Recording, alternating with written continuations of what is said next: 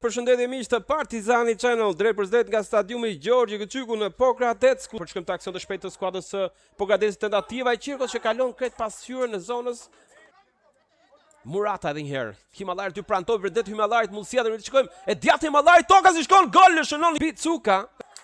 Mjaft bukur Partizani që s'ka nisi nga Murata tek Himallari ky fundit në një krosim në formë goditëse, por gjeti mjaft mirë Arshange Picuka.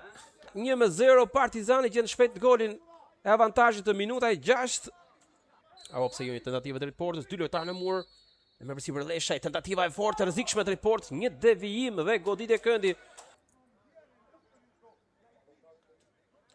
Picuka, mundësia e mirë për Partizan, Picuka goditje potente, ndërhyn portieri Stanic.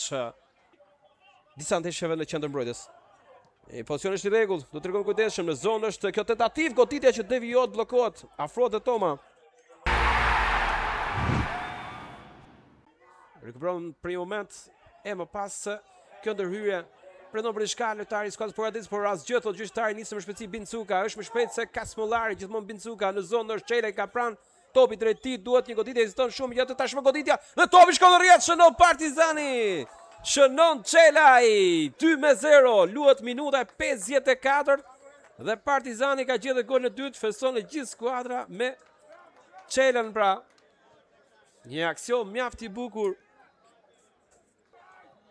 Edhe një herë, provon Partizani, kjo tentativë Kekos shkon drejtën e duart e portierit Stanic.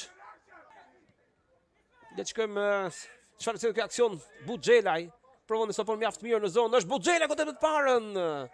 Ishte edhe Aliu aty, por kërkoi ta finalizoi, ta çojë deri në fund. Segerso Keci. Diskutojnë diçka mes tyre.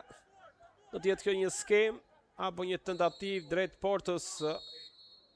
Është Leshaj drejt shtytës së dytë, arrin dhe goditja, ndërhyn Pano Qirko, por nuk arrito të shmang goditjen e këndit. Ka së vështësi sepse Partizani edhe pas ndryshimeve të bëra, dëshira intensiteti dhe vendosmëria ka qenë shumë e lartë, shumë e mirë. Mundësi për Partizani, Rowan Umën në krahun e djathtë të Hyseni, topi drejt tij është Fabio Hyseni në zonë, është por nxiton gjithsesi godet ndërhyn Stanic. Nuk ka më kohë, thot Demirit e mbyllet ky test miqësor i tretë për Partizan gjatë asaj faze përgatitor me fitoren sërish me të njëjtën rezultat si ndaj Skënderbeut 0-2. Ja ku jemi pas këtij 90 minutëshi miqësor ku Partizani fiton me rezultatin 2-0. Një ndeshje vërtet dinamike, por më shumë le të marrin përshtypjet e trajnerit Florin Bratu dhe protagonistëve të lojës.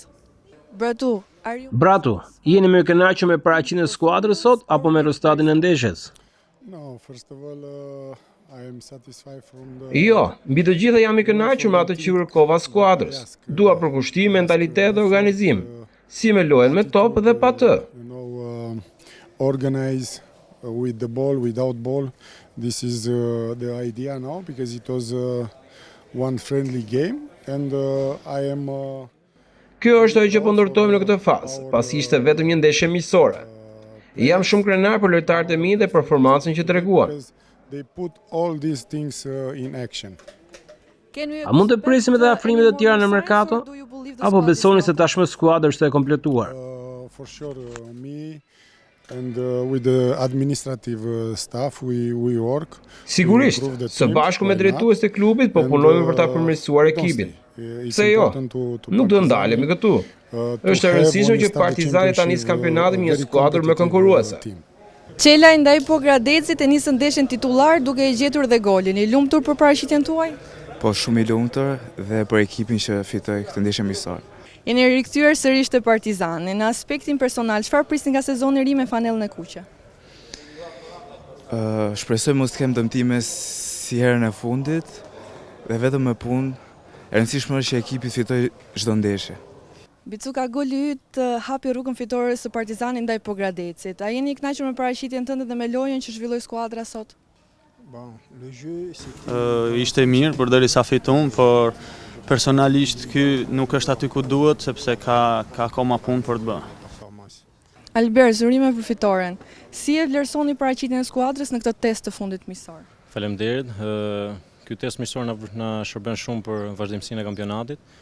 Besoj që gjendja e skuadrës është e mirë dhe shpresojmë të vazhdojmë kështu me fitore, siç e kemi nisë. Nga ana personale, cilat janë objektivat e tua për sezonin e ri?